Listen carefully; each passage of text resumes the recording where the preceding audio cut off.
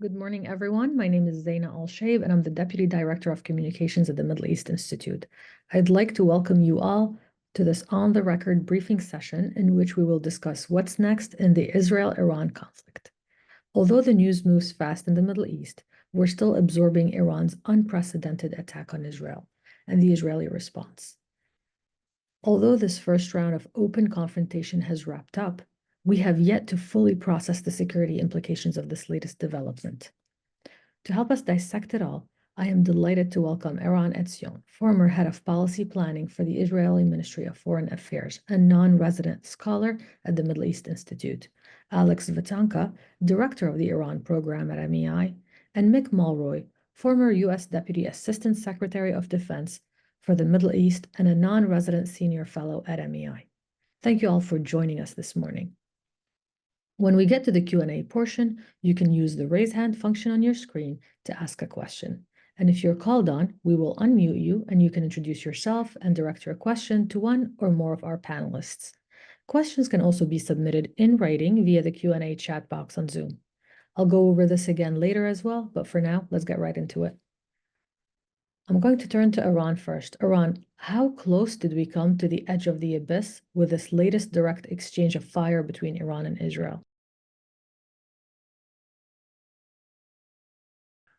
In terms of the more strategic perspective, obviously this is a new page in the history of the conflict between Israel and Iran. And Iran has decided to attack directly, something that it was careful not to do before. As I said, I think the reasons for that are pretty obvious, but the consequences are not. The main issue from Israel's perspective is obviously the fact that we had a coalition fighting with us for the first time in our history since 1956, the Sinai War, for those of us who don't remember.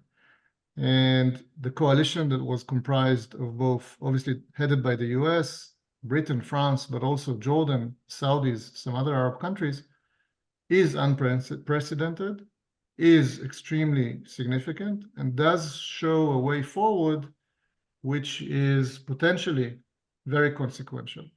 I would add to that, though, and this runs in contrast to many, at least Israelis who are outspoken about this, both from the political level and some also from the more professional echelons, is that, at least to my mind, this is not an indication of an Arab willingness to fight alongside Israel against Iran. I don't think this is the case, certainly not for most of the Arab countries that took part in this coalition. There's a huge difference between doing what they did during that evening, in other words, defending their own territorial contiguity, if you will, or sovereignty by assisting or either directly intercepting or assisting in the intercepting of foreign objects entering their aerial space, and joining in a formal coalition with Israel, with the Americans, against the Iranians. It's not the same. And the Gulf strategy, the way I understand it, certainly that of the Saudis, the Emiratis, is not to take a side in this war. Quite the opposite. It is a hedging strategy, best manifested by the agreement between the Saudis and the Iranians under Chinese sponsorship. And their strategy looking forward is not joining in a coalition with the Americans, but rather having a leg in the two sides of the equation, the Chinese-American equation, if you will.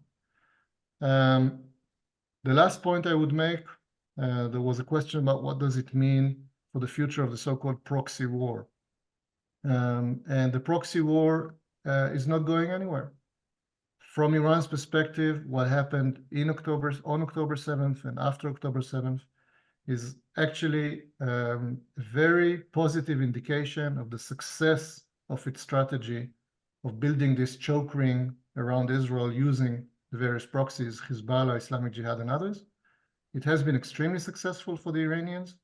Their conclusion is obviously going to be that it needs to be pursued rather than rolled back. There is not a lot that Israel can do about it, certainly not on its own. If we think about Hezbollah, I don't think the future for Hezbollah is going to be different after October 7th compared to what it was before. We'll see about Gaza and what happens there. That's a different conversation. But certainly the Houthis, I don't think their future is going to be very different.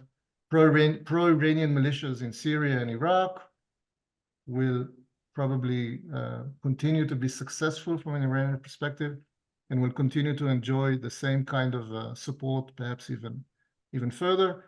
So this is not going anywhere. It's not as if the direct conflict between Iran and Israel is now going to replace the proxy war.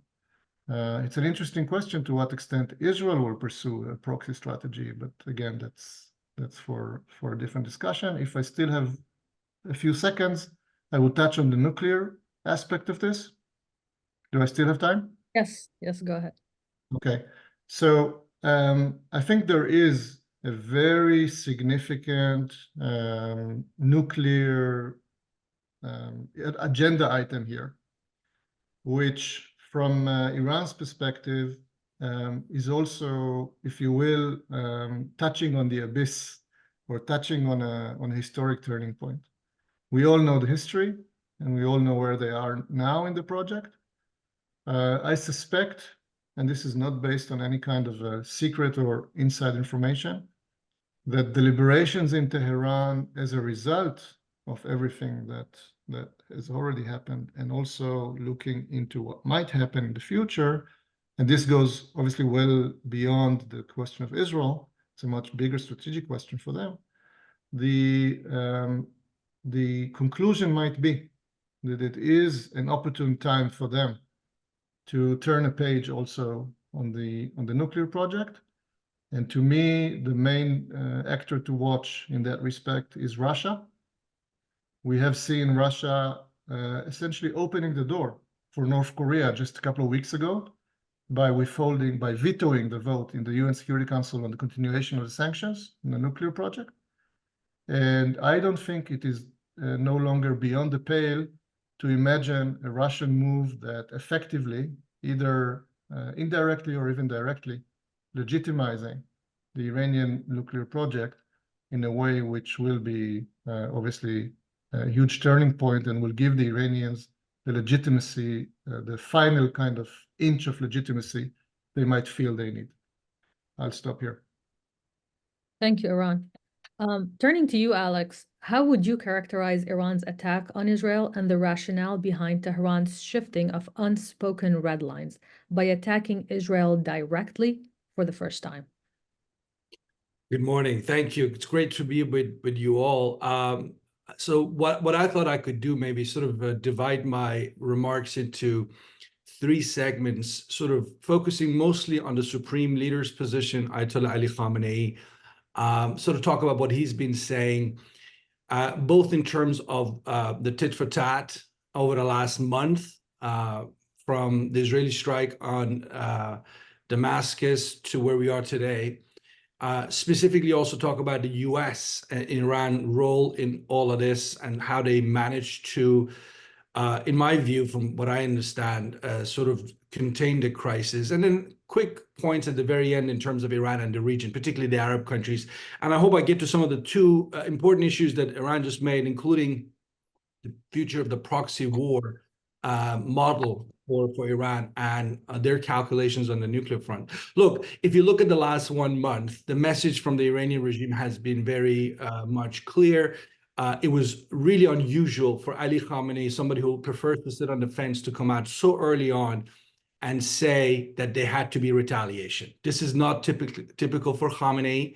When he came out and said it as early as he said it, was because he was under pressure. I don't think without pressure inside of the regime, he would have chosen to give that speech, because once he came out and said they hit us, as he put it, the Iranian embassy compound, we have to hit them on their soil. Once he said that, that was it. It was just a question of time how they would retaliate, not that they would retaliate. So that was unusual. And it tells us something about perhaps the pressure inside the regime. And going forward, that's an important factor to keep in mind. Are these younger members, younger meaning they're not 85 like Khamenei, they're in their 60s or younger? Are they in a different mindset in terms of how they have to stay the course and pursue this conflict with the United States and Israel, and if they should act differently than the regime has done over the last 45 years. But overall, the message from Khamenei was that, look, we hit them for the first time since 1979. It wasn't meant to kill, it was meant to show capacity to strike. And that's been repeated by officials in Iran constantly. The other thing which has been mentioned, which might be a case of hopefulness on their part as opposed to a reality, is this notion that deterrence was reestablished between Iran and Israel, that deterrence had gone away in recent months, particularly with the Hamas attack on Israel, and that the Israelis were getting more and more Iranian assets and pro-Iranian interests in places like Syria, and something had to be done. And the message now is that Israel will not think twice before going after Iran in the region. Again, this could be wishful thinking on the part of Tehran, but that's the message. There have been some semi-official statements in regards to the future of Iran's nuclear program, should the country go all out and essentially weaponize its now two-decade-plus nuclear program. For the longest of time, the argument has been that they do a basic cost-benefit analysis, and overall, they've sided with the fact that it's not in their best of interest to weaponize now. I don't think anybody doubts that they have the capacity to weaponize. They could have done it probably some time ago if they wanted to, but they're still stuck in terms of that cost-benefit analysis. Now, there have been some suggestions in recent weeks that, if this turn of events had gone in a different direction, if the United States had acted, I guess from the regime point of view in Tehran, more openly on the side of Israel, then that Iranians would have been forced to really rethink this whole notion of a nuclear weapon being un-Islamic, and the Supreme Leader Ali Khamenei might have rethought or had to be rethinking the fatwa against a nuclear weapon. So that chatter came out, but that chatter has been put very quickly put back in the box.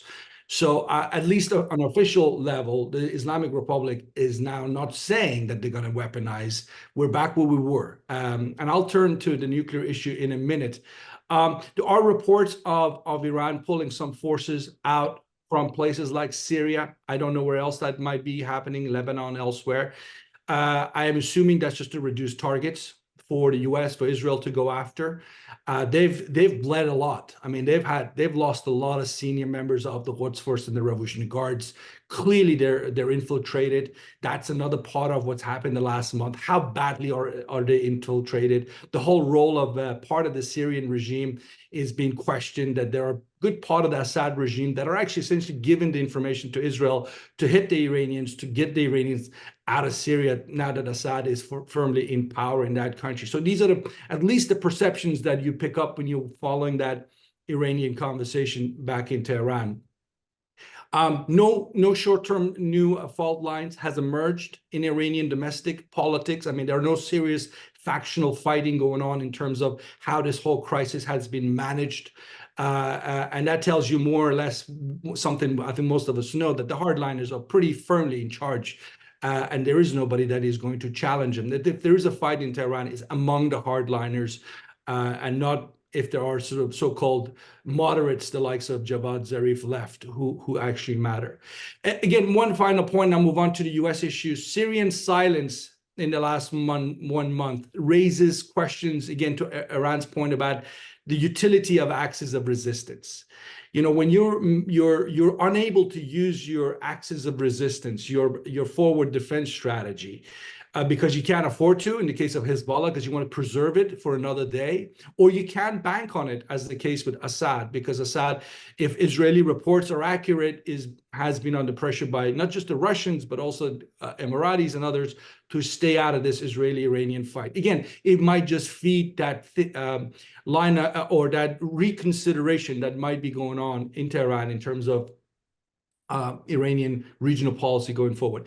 Let me just say a few words about U.S. role in this. Look, I think all of us agree the United States did in my view, certainly a very important, if not superb job in handling this crisis. I mean, it was really contained, and the fact that the US was able to talk and shape both Israeli and Iranian actions is something that we will probably learn more about going forward.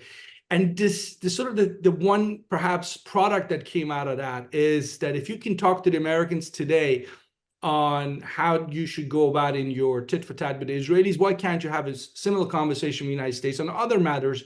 And obviously the nuclear issue is the most important one. So you have now seen in the last week or so, the Supreme Leader Khamenei himself specifically raising the issue of nuclear talks directly with the Americans, which I think is a byproduct of the last month.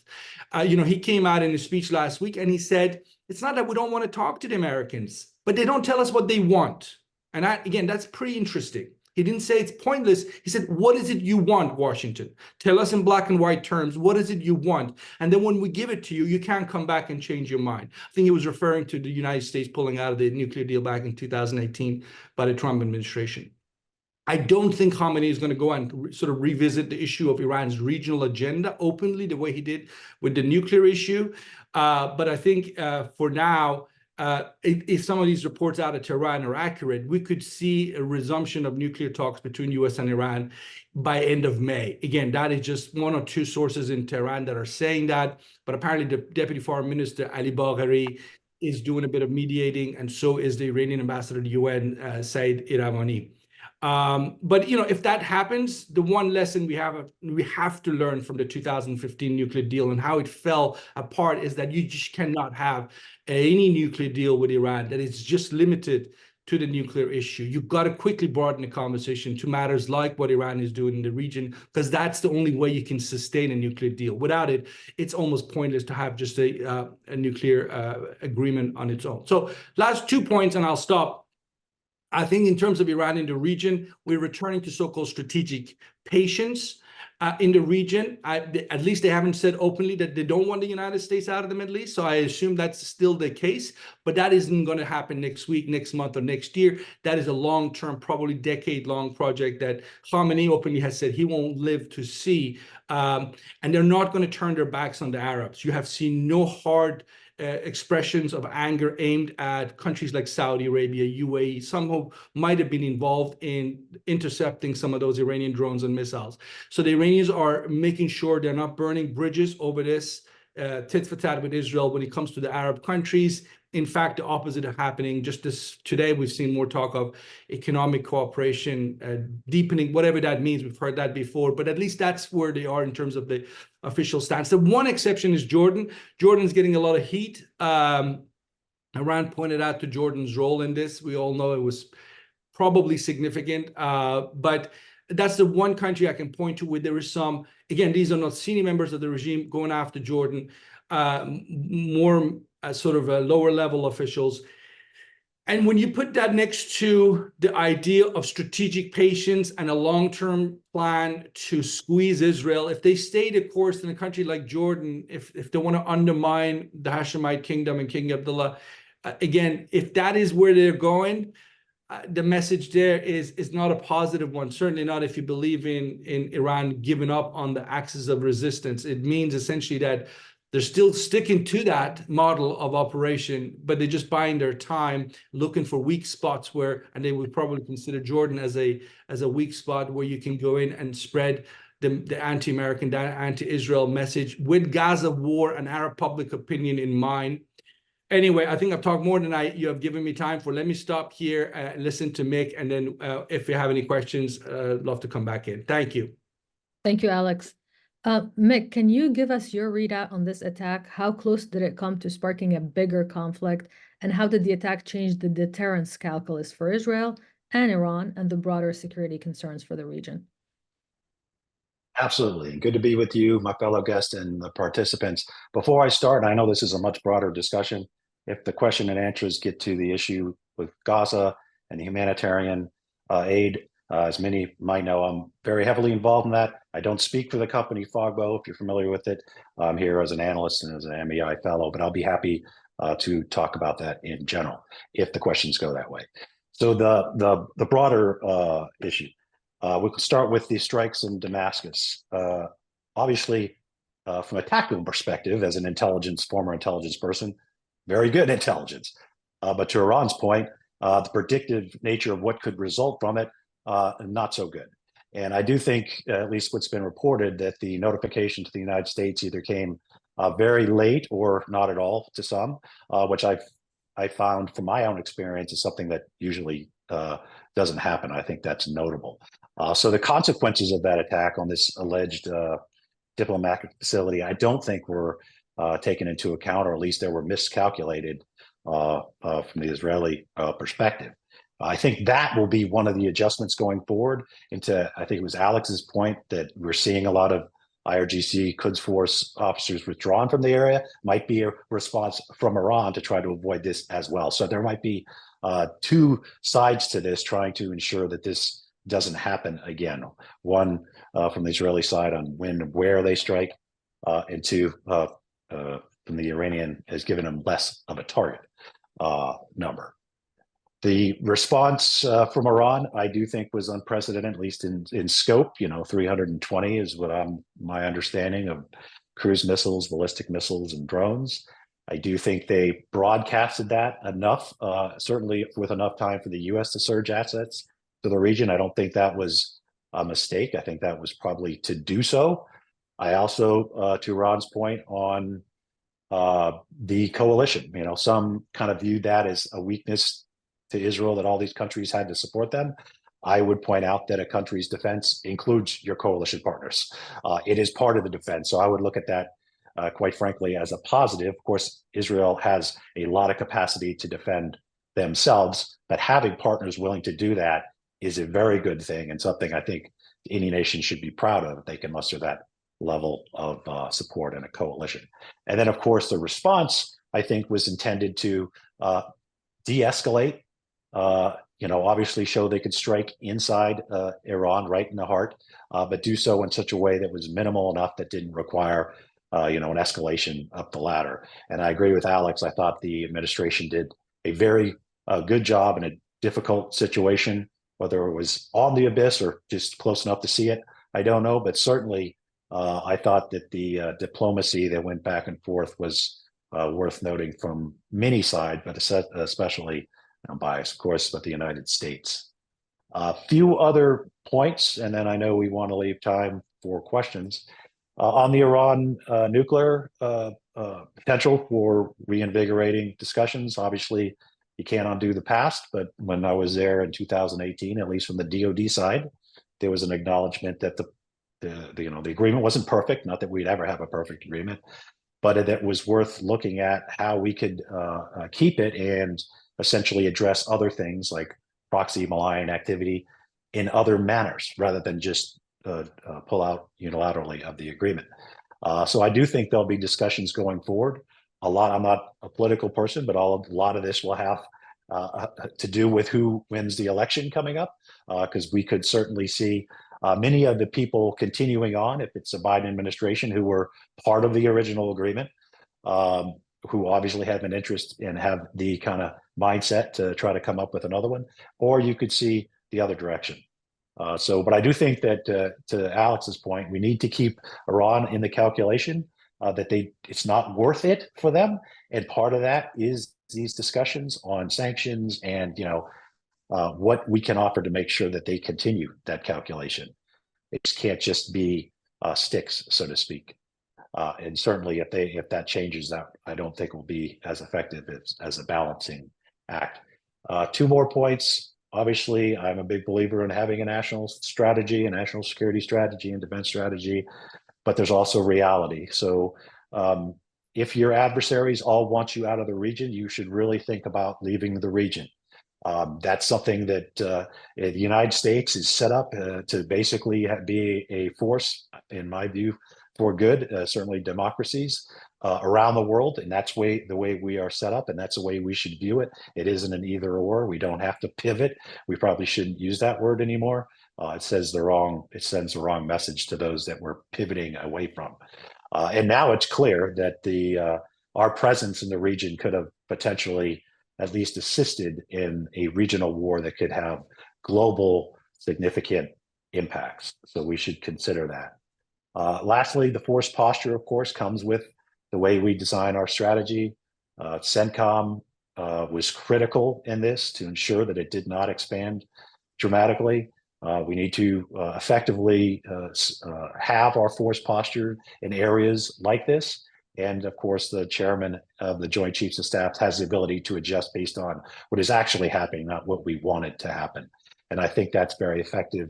Lastly, on deterrence, I think we should, and like we did, focus on defense of our partner and ally in Israel.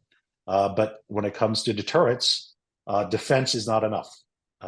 Defense, of course, you have to have some offense capability and the willingness to use it to change the calculation of those that are attacking, including all of our sites in Syria and Iraq. It is not cost effective if we're just on the defense, just from a matter of cost of defense, cost of offense.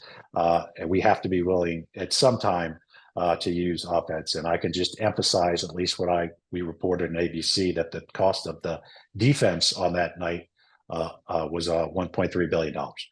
So we have to do more from a defense side, figuring out when to use offense. And of course, technology needs to adjust to deal with the reality of the cost benefit when it comes to using very expensive defense mechanisms, against very inexpensive offensive mechanism. So I'll stop there, and I think now is opening up for questions.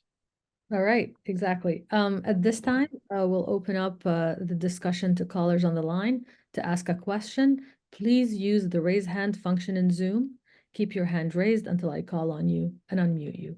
Then kindly state your name and affiliation and direct your question to one of our panelists on the call. Questions can also be submitted in writing via the Q&A chat box on Zoom. I'll start things off. I'll pose a question to Eran. Eran, what are the lessons learned for both Israel and Iran following their direct confrontation? But I guess I already mentioned. I'll try to elaborate. From Israel's perspective, one has to do, as Mick mentioned and I mentioned before, our intelligence assessments regarding our own actions and the Iranian reactions to our actions, which again was a miscalculation. So that's one lesson that I hope will be learned. Obviously, we're going to have major changes in the leadership of our entire intelligence and defense and political apparatus in Israel. So there will be new people, hopefully with fresh minds and understanding of what they don't understand, which was probably lacking. That's number one. Number two is the issue of coalition and fighting in a coalition, which is new to Israel. Was very critical on that night and does have tremendous potential in my mind, but also runs against one of the basic tenets of Ben-Gurion's security doctrine, which is the only defense doctrine Israel still has after 75 years, which is we need to have the capability to fight each and any enemy on our own, in each enemy or any coalition of enemies on our own. This is the Israeli defense doctrine. So to shift to coalition fighting is something that is very dramatic in terms of our strategic concepts. But I think there's a growing realization that it is needed given the new strategic landscape. Regarding how we fight proxies, and to Alex, some very interesting points about the understanding in Iran about that.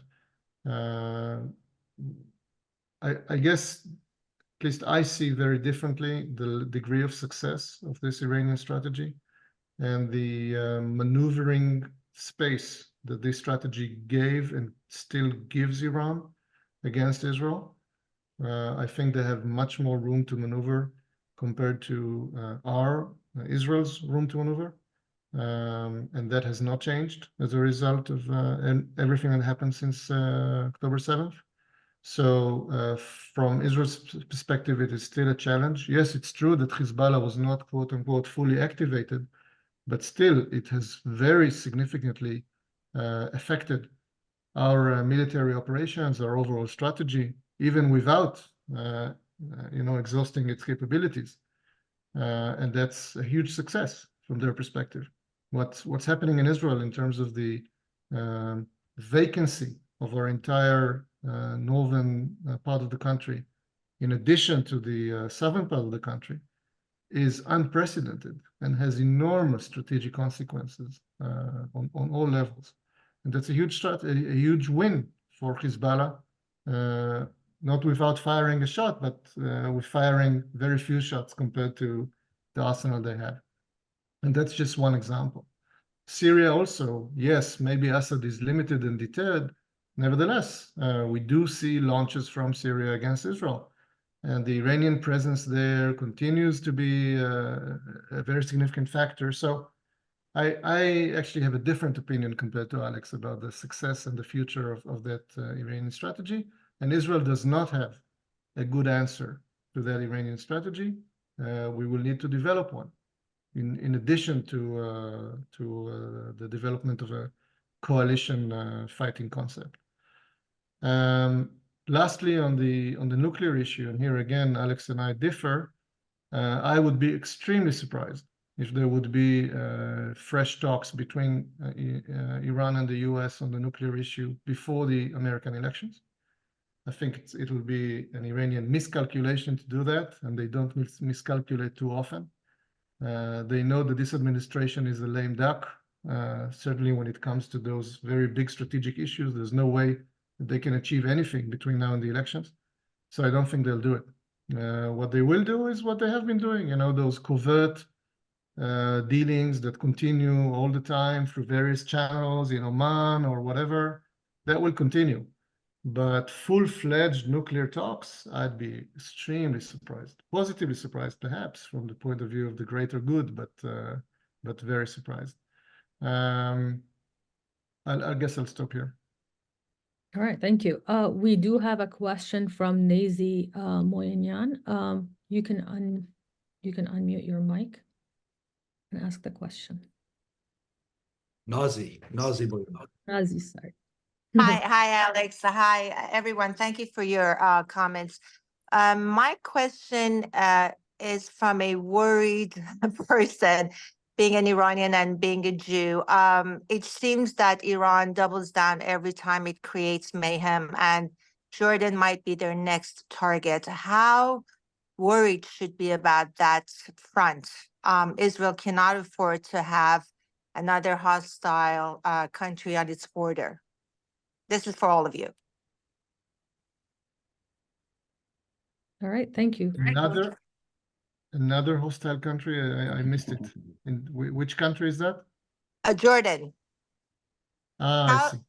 Yeah, I'm worried about unrest in Jordan. I'm worried that Jordan might be the next target, as it may already be happening for the IRGC, for infiltration of the ideological adversarial position against Israel. I'm worried about Jordan. Yeah. You want me to take that? Sure, please go ahead. We'll start with you. Very quickly, I would say that the defense establishment in Israel has always been very concerned with regard to the stability in Jordan, the stability of the regime, the functioning of Jordan as an effective buffer zone between Israel and its various enemies, including Iran. And that's an ongoing concern, especially now in the last year, more than a year, when relations between Netanyahu and the king, and generally speaking, the political side of the Israeli administration and the Jordanian higher echelons of government and defense establishment, those relations have soured completely to, I guess it's an unprecedented low. So that's a very serious concern. We are, of course, aware of the Iranian ambitions and plots against the Jordanians, which are not new. But again, and that was also mentioned earlier in this call, they might see an opportunity here.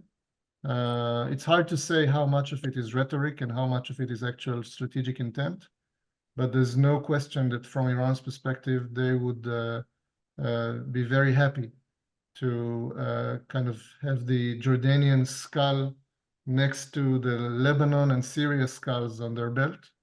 And it's a real possibility and a real concern, as you correctly say. I think from an Israeli perspective, from an American perspective, what needs to happen is a dramatic shift of the relations between Israel and Jordan, but that can only happen with a new Israeli government. Right, thank you. Alex, would you like to add anything?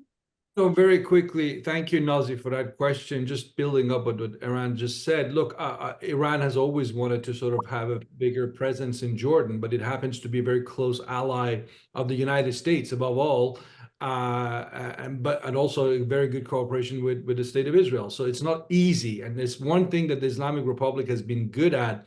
It's not being opportunistic, is timing itself when there is a vacuum and they insert themselves. And there is no vacuum as such in Jordan. So it's not going to be easy. And I haven't seen any evidence of a long-term sort of sustained Iranian effort to penetrate, if you will, the kingdom of Jordan. In fact, just a year ago, we were talking about Iran and Jordan, elevating their diplomatic relations. Jordan and Egypt, the two countries the Iranians were putting a lot of effort towards. So I think, again, if there is anger right now directed at Jordan, is sort of almost knee-jerk reaction to what the Jordanian Air Force did in intercepting some of these projectiles going Israel's way, as opposed to indicating an ability, an opportunity, or even a will on the part of the Iranians to sort of double down as a way to turn Jordan, Iran, and make it a member of the Axis of Resistance, which frankly, I don't see any prospects of in the short term. All right, thank you. Mick, I do have a question for you, but I just wanted to check. Would you like to add anything to this question? Yes, just briefly to what Alex said, I totally agree. I think, from the U.S. perspective, Jordan is an exceptional partner, and we wouldn't allow a vacuum to exist. Sometimes they joke with us that we are more concerned about their stability than they are actually when we used to travel out there. But I think that is, partly funny for a reason, is because it does show how significant I think the United States takes that relationship and their importance. And I don't think, regardless of what administration is in place in the United States, that is going to continue, and we're going to watch that very closely. All right. We do have a question for you, Mick, from Stephen Erlanger. He said, from a defense point of view, after this extraordinary exchange with Iran, do you agree with Chaz Freeman that Israel is more vulnerable to a serious Iranian missile attack without lots of warning, or not? So yes, I think it is fair to say, if we didn't have the warning that we did, about a week, that this could have been more substantial. And of course, not all the proxy forces were used. So if we had the extent of the massive arsenal that Hezbollah at the same time, potentially even some of these same type of weapon systems coming from the Houthis, and then more volume coming for the Iranians. It doesn't matter how good your missile defense system is; eventually, it's going to get overtaken. So I think we shouldn't sit on our laurels and how good we did in this particular case. We should look at, as the military almost always does, the worst case scenario and how we would deal with that. And if that happened, and I'm not saying it looks like it's going to, but if it did, how would we be able to deal with that, and what the consequences would be if we couldn't? So I certainly think that this could have been worse, and so we should view it that way. But I don't think that's where we're headed.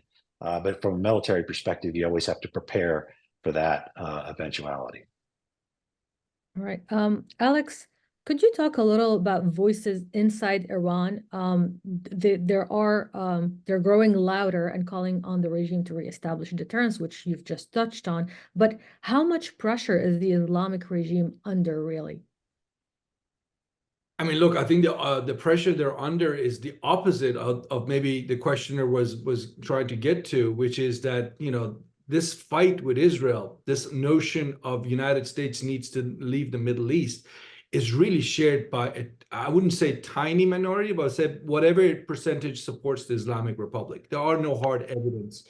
Most of us Iran watchers would put the figure between the 10 15% of Iranians that support the regime. So support for this fight against Israel is limited. And that is something that, if you're the Revolutionary Guards commander, you need to factor that in. I mean, the fact that they didn't send a single conscript Iranian 18-year-old to Syria over the last 10 years because they know this is a war of choice. Going to fight for Assad, this is not Saddam invading Iran. This is not, national defense. This is an ideological commitment that the regime has.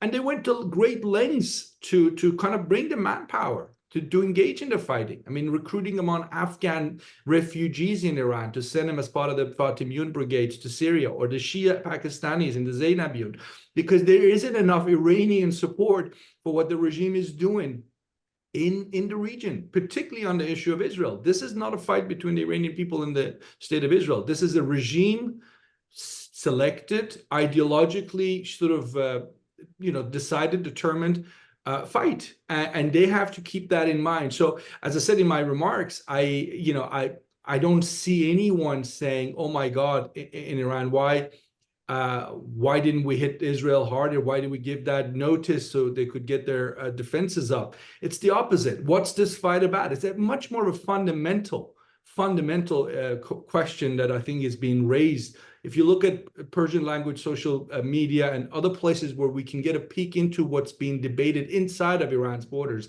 that's the story. That why on earth are we on this trajectory? And I think that's not going to go away. And when the 85-year-old Khamenei leaves the stage, whoever's going to succeed him, if there is one man or a council, they really need to sort of look this issue in the eye and say, is it worth it? Because we know Khamenei was committed to it since 1989 for about 35 years. Doesn't mean his successor will have to do the same thing. So there's a moment here out of the last month for Iran really could question, such concepts of the axis of resistance and the proxy model. That is actually, so far, Iran has been able to pull it off because the cost has been relatively small. I agree with Iran on that. Relatively small. If you look at it in terms of when he was born 20 years ago to today, relatively small. But that's not guaranteed the way forward.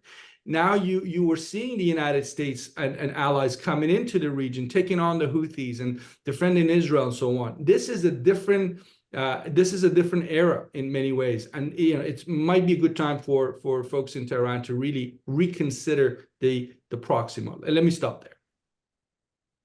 Mick, the hostilities between Israel and Hezbollah are not new, but Israel does seem to be occasionally hitting deeper into the Bekaa Valley. Has Hezbollah's capabilities been degraded? So unfortunately, I do not think they've been degraded substantially, but this is, I think, a lot of what the IDF is doing is to prepare if there is another front to this conflict, and a front against an enemy from their perspective that has much more capabilities. It's much closer tied to Iran from its inception, and of course has just quantities of projectiles, including precision, that can really do damage to Israel. So I think they're doing a lot of efforts to collect intelligence that would be useful, if tactically, to take out key leaders that would make them less effective if there was an actual direct confrontation. But I don't know that their capabilities have been depleted that much. I hope I am wrong, to be frank, but I haven't seen it, at least from an analyst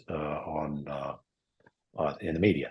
So I do think that's something they continue to do, and part of it is planning for, and that again, I've brought this up already, that militaries do, even if it's not the policy or intent or desire of the policymakers.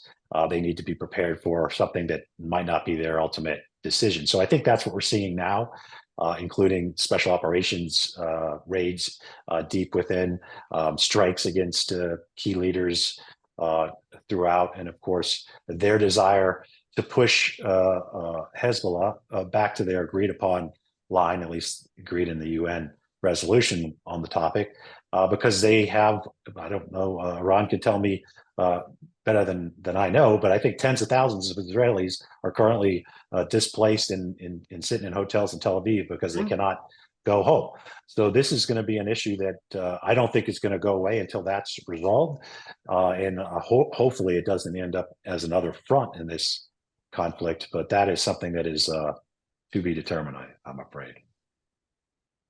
All right, Iran, a question for you. Jordan helped intercept and shoot down several Iranian drones that were on their way to Israel. The Saudis and Emiratis shared intelligence with the US on Iran's plan. How significant is that? I think it's very significant, as I said before. Obviously, more so with respect to the Saudis than to the Emiratis. The Emiratis already have covert, significant security, defense relations, intelligence exchanges with Israel since the Abraham Accords and actually even before. So that was kind of a manifestation of an infrastructure that was laid before. And I don't think it was a major surprise to anyone in the region that it actually happened. The Saudis is a completely different story, both in terms of the history, the infrastructure, and obviously the level of caution that the Saudis feel that they still need to exercise vis-a-vis the Iranians and also other actors in the region and also within Saudi itself. And they have not said, obviously, anything openly about their role in this.